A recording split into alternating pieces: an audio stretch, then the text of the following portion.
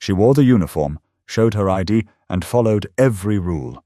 So why did 2 officers still slam her in cuffs? The answer cost them everything. There wasn't anything unusual about the stretch of road outside Gahanna, Ohio. It was early, just after 7:30 a.m., and the chill in the air hadn't quite burned off. Sergeant Tamika Drury had driven that road 100 times before. She knew every bend, every pothole, every crooked road sign leading out of her neighborhood and toward the highway. Her 2014 dark green Toyota RAV4 was running low on gas. She hadn't eaten yet, so she figured she'd grab something small at the station before continuing on to the reserve base in Whitehall. Drill weekend. She didn't love it, didn't hate it either. It was part of her life, her rhythm. She pulled into the Sinclair station on Morse Road, tucked just behind a strip of shuttered businesses and a Dollar General. Not exactly the nicest part of town, but far from the worst. Tamika was in uniform. Fatigues pressed, boots tied tight. She wore her name patch and rank proudly across her chest. Her duffel bag sat upright in the back seat, packed the night before with her field gear. She glanced at it as she stepped out, feeling that same tug of discipline she'd carried for the past 12 years. Army Reserve wasn't her whole life, but it kept her grounded. As she slid her card into the pump and selected regular unleaded, her phone buzzed. A message from her mom checking in. Tamika smiled. "Always before a drill," she muttered. She typed a quick reply, then opened a protein bar and took a bite while the gas filled her tank. She didn't notice the white Chevy Tahoe pull in 2 pumps over. Not right away. Inside the SUV sat 2 uniformed police officers from a nearby suburb. One younger, tall with buzzed hair, the other older, heavier, and quiet behind mirrored sunglasses. The younger one pointed toward Tamika, said something that made the older man shrug. Tamika was putting the nozzle back when the first voice called out. "Hey, excuse me, ma'am." She turned. "Yes, officer." "You mind stepping away from the vehicle?" She blinked, confused.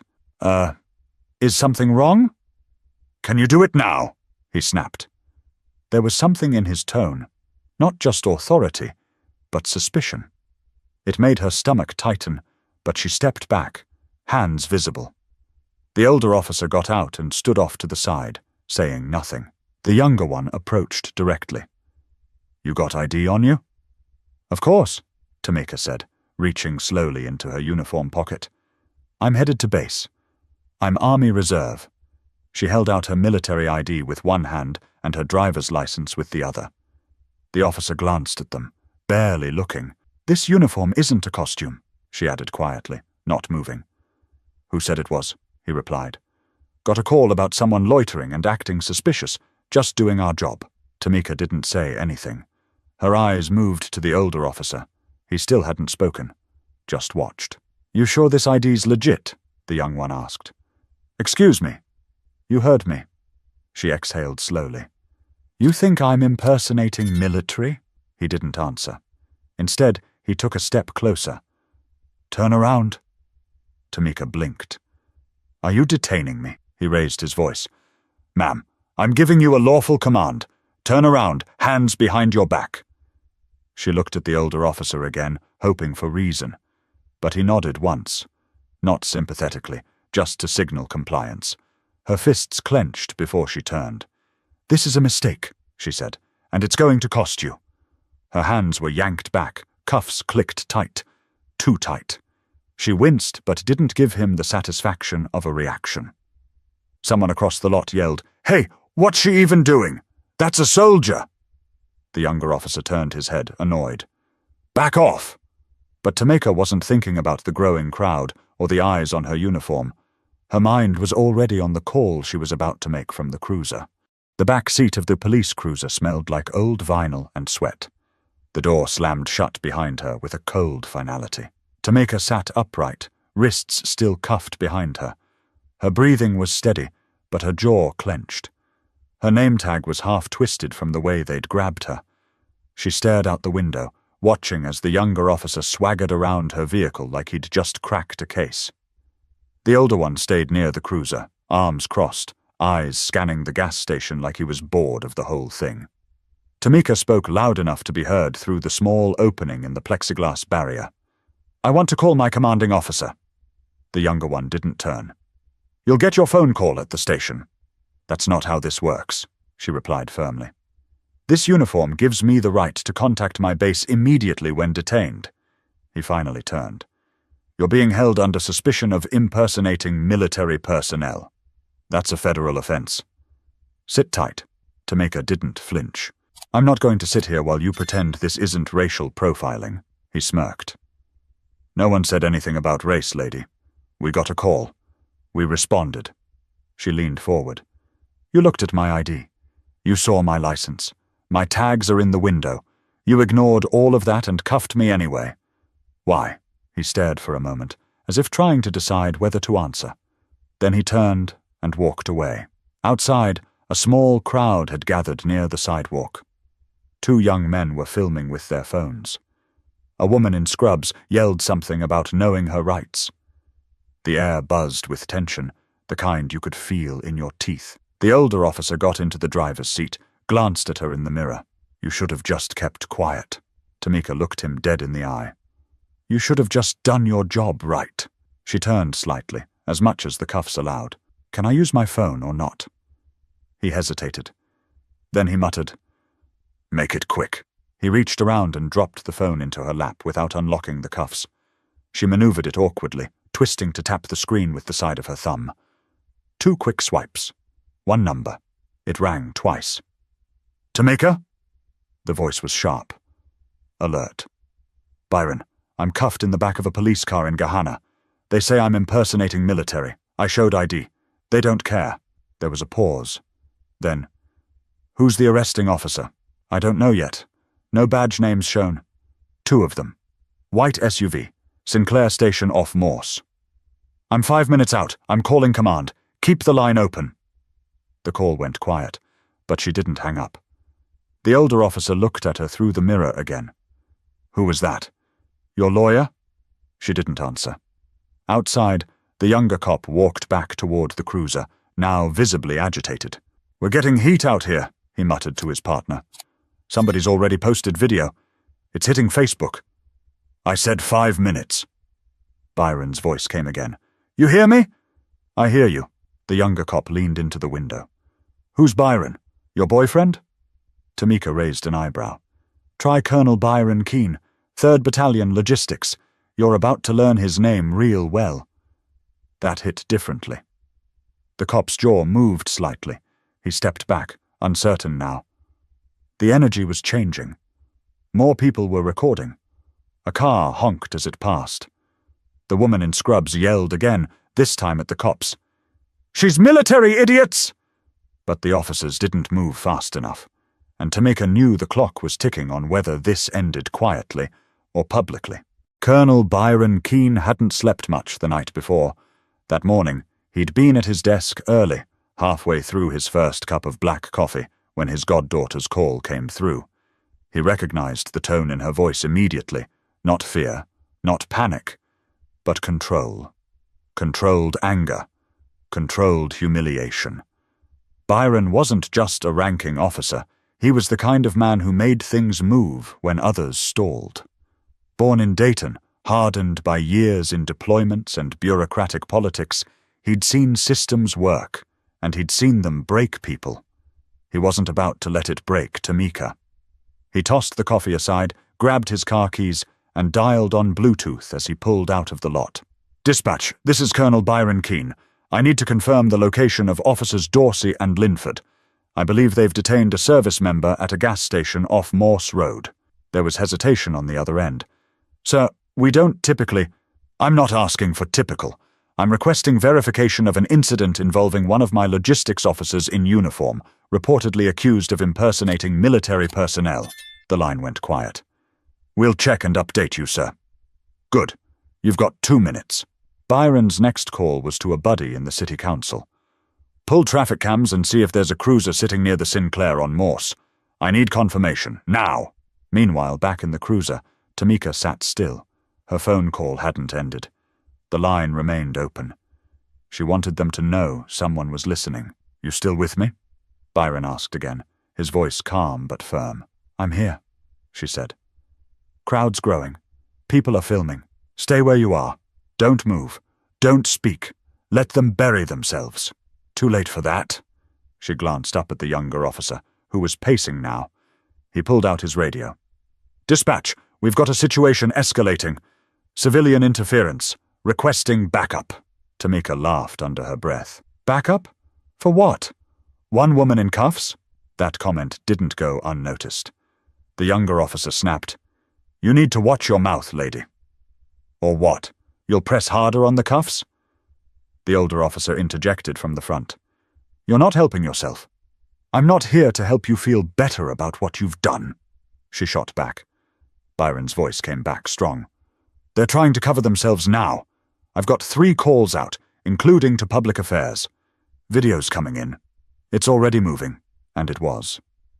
At that very moment, someone had posted a 90-second clip on Twitter. It showed Tamika being handcuffed in uniform while trying to explain herself. Her calm voice contrasted sharply with the officer's tone. It was already being retweeted by local journalists. Inside a newsroom across Columbus, a young editor named Raina Cortez noticed it while scanning for leads. She clicked play, frowned, and then picked up the phone. Yeah, we've got something brewing near Morse Road. Military woman cuffed in uniform. You want me to follow this? Go. Get me interviews. Check if she's still on site. Back at the gas station, more cars had pulled in, but no one was leaving. A woman in a red hoodie called out, I got the whole thing on my phone. She told y'all she was military. The younger officer finally turned to the older one. We messed up. We should have checked her credentials properly. We can't walk it back now. Tamika turned her head toward them. You still think I'm wearing this uniform for fun? The silence that followed was heavier than the cuffs on her wrists. A new police SUV pulled into the lot. A lieutenant stepped out, a middle-aged black man with a buzz cut and no expression. He didn't approach the crowd. He went straight to the cruiser. He tapped on the window. Sergeant Drury? She looked up, surprised. Yes. I've been informed by Colonel Keene and reviewed the footage in real time. We're correcting this now. He opened the door himself and carefully uncuffed her.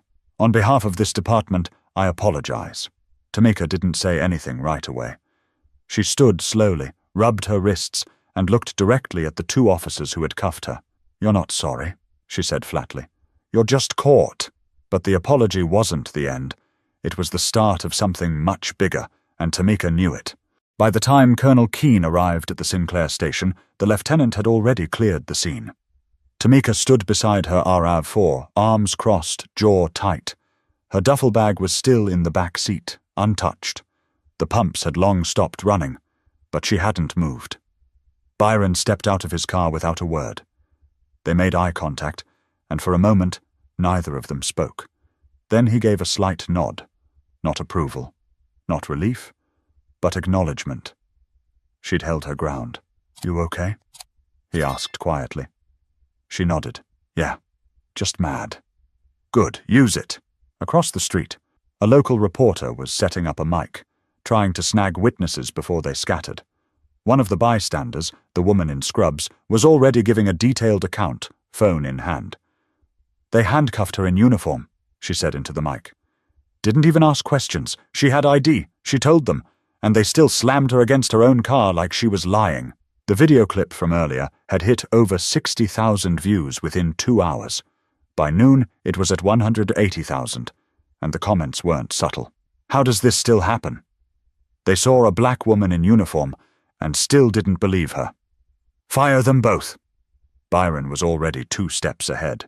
He had emailed the city's Office of Police Oversight, attaching both the civilian footage and the bodycam videos acquired through back channels. He CC'd the base commander, the city attorney, and the local military liaison officer. The footage didn't lie. It showed Tamika calmly stating her name, providing credentials, asking if she was being detained. The younger officer barely glanced at her ID before turning her around. No warning, no confirmation.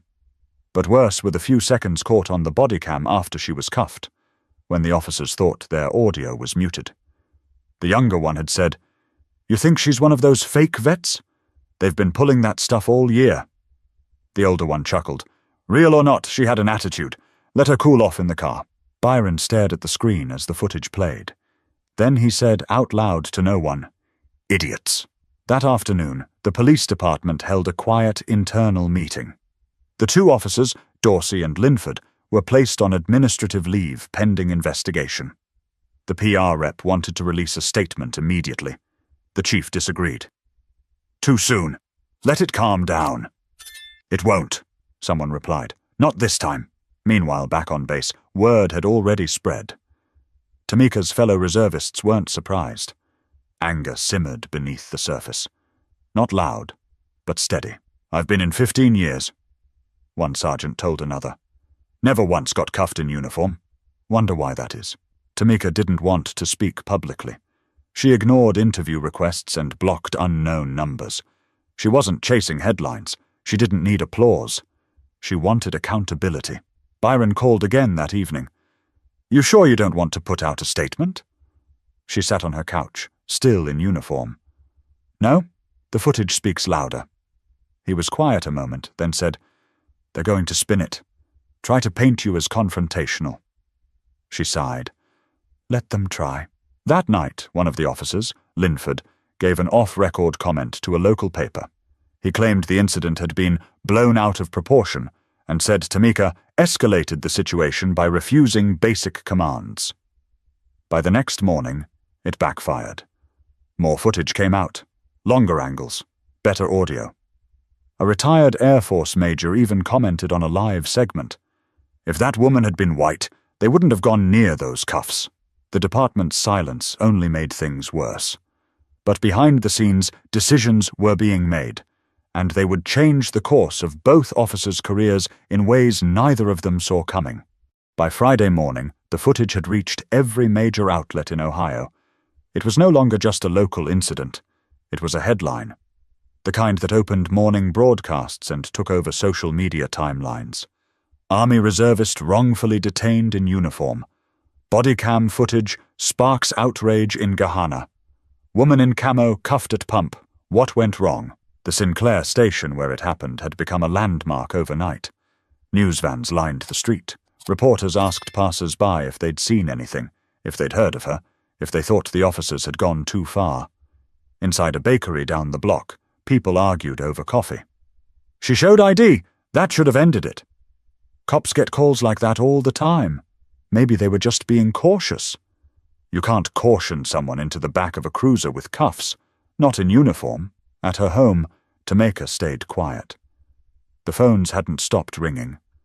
Some calls were from reporters, some from strangers offering support, and a few ugly ones telling her she should have complied or accusing her of pulling the race card. She let most of them go to voicemail, but she read every message from fellow service members. One said, "I've served 22 years. Never imagined I'd have to warn my daughter that even a uniform won't protect her." Another, "You did what many of us couldn't. You stood up while sitting still." That one stayed with her. Meanwhile, the department scrambled.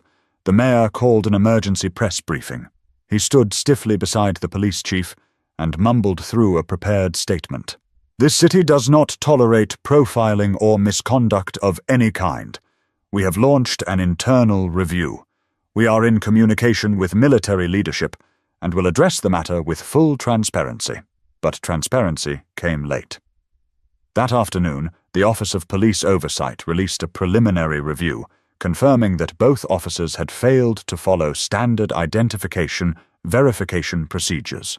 More damning was their disregard for protocol involving military personnel. It was written clearly in their manual, procedures both officers had signed off on during training. Community groups rallied outside City Hall. Signs read, "Cuffed for serving," "Uniform protection," "Justice for Sergeant Drury." Tamika's name was now everywhere, even though she hadn't spoken to a single reporter. She had become a symbol. Not because she asked for it, but because people saw themselves in her. At a nearby high school, a teacher paused her government class and played the footage. "Watch this closely," she said. "Then tell me what you see." Not just what happened, but why it happened. And why it keeps happening. Back at the station, the chief was under pressure. "We need to act," his deputy said.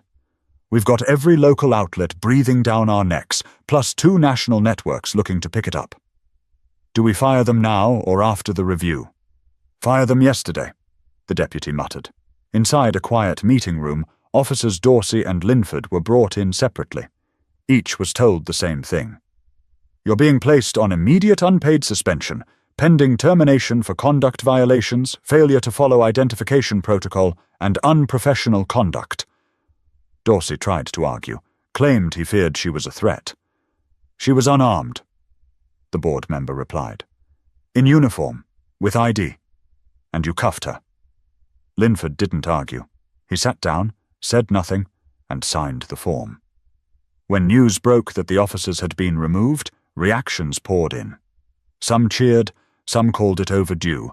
A small segment defended the officers, saying they did their job under pressure, but the majority saw it for what it was, a wrong that had finally met consequences. At a small gathering that night, veterans lit candles outside the reserve base. They didn't chant, they didn't shout. They just stood there, in silence, in support. One of them, an older man in faded fatigues, held a sign that simply read, "We know what she stood for. Do you?" But even with accountability beginning, the question hung in the air. What happens next for Tamika? And what happens the next time it's someone else? Tamika sat on the edge of her bed, hands folded in her lap. It had been nearly a week since the gas station incident. She'd taken 1 day off from drill, just one. She didn't want people looking at her differently, treating her like some victim, some symbol. She wasn't interested in being anyone's cause. She just wanted her respect back. Her boots were lined up by the door, clean, laces tucked. The uniform hanging from the closet looked the same as the one she'd worn that morning, but everything felt heavier now. A letter slid under her door around noon. Not an envelope, just a single sheet, folded once. She picked it up. "Sergeant Drury, on behalf of the Gahanna Police Department, we extend a formal apology for the actions taken against you on the morning of March 12th. An internal review has confirmed multiple violations of protocol by officers Dorsey and Linford, both of whom have since been terminated. This letter does not undo what occurred, but it is the first step in our acknowledgement of wrong." It wasn't signed by the chief, just printed with his name. That told her everything she needed to know. A few days later, she was invited to speak at a city council meeting. They wanted a statement, just a few words. She declined. Politely. She didn't owe them anything. Instead, she drove to the VFW in Reynoldsburg. A few older vets had asked her to stop by. Nothing formal, just talk. Inside, a group of men and women, black, white, Latino, sat quietly at folding tables, drinking black coffee and listening. Tamika kept her voice steady. "I didn't want this. I just wanted gas and a protein bar. But I couldn't ignore it either. Not because I was angry, but because I know there are kids watching. And I can't let them think silence is the answer." Someone clapped slowly. Then more joined in. But she held up her hand. "I don't want applause. I want change." Back at City Hall, change came quietly. The department issued new guidelines for handling service members, including mandatory ID verification steps and required retraining on racial bias. A new liaison position was created between the department and the nearest reserve base. Small steps, but they happened. One of the younger officers at the precinct, Officer Reeves, sent her a message through the liaison. "I wasn't on shift that day, but I've watched the video 10 times. I'm sorry for how they treated you. I'm going to do better." Tamika read it twice before forwarding it to Byron. He replied with one word: progress. But progress didn't erase everything. At her local grocery store, a woman whispered to her husband in the next aisle, "That's the soldier who was on the news." Some looked at her like a hero, others with judgment, like she'd stirred the pot too hard. She didn't react, just kept walking. One Saturday morning she ran into the woman in scrubs from the gas station. The woman introduced herself as Patrice. I just want you to know, Patrice said. You weren't alone that day. I saw it. I got your back. Tamika smiled for the first time in days. Thanks. That matters. Byron visited the following week. They sat on the porch, eating barbecue and watching the sun dip behind the trees. You did good, he said, biting into a rib. I didn't do anything special, she replied. Exactly. He nodded. That's what makes it powerful. She looked out at the street, quiet and still, and finally let herself breathe. But even with justice served, the weight of it all hadn't lifted completely, because Tamika knew this wasn't about her alone. It never had been. It didn't end with the apology, or the firings, or the headlines. Those things came and went. But the conversation stayed, in quiet circles, in family kitchens, in training rooms where officers sat through new videos and listened to new instructors telling them what they should have known all along. For Tamika, life picked back up. Drill weekends, work, errands. The usual, but something had shifted. People treated her differently. Some with a little more caution, others with open admiration. A few with thinly disguised resentment. She didn't spend time sorting them out. What mattered most came in the form of a single envelope that arrived 2 weeks later, no return address.